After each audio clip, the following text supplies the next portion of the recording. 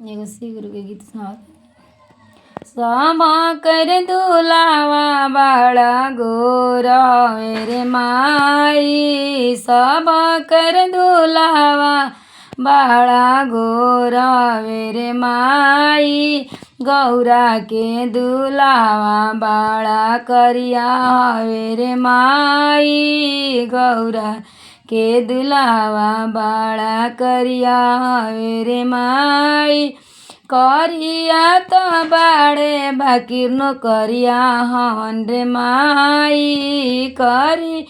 तो बाड़न बाकी नो करिया हन रे माई, पर्वत पर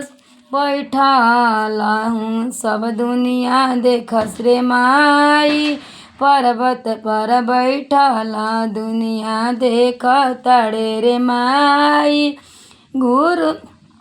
गुरु जी के जटा से गंगा बहे रे माई, गुरु जी के जटावा से गंगा बहे रे माई, ओ रे गंगा जी में सब कोई नहाता रे माई, ओ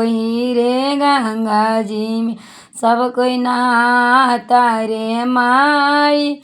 गौरा के दुलावा अड़ा भांगी हन रे माई, सब कोई पर दया बरसावेलन रे माई, सब कोई पर दया बरसावेलन रे माई, सब कर दुलावा बड़ा गोरा रे माई, गौरा के दुलावा बड़ा करिया हन रे माई, गौरा के दुलावा बड़ा करिया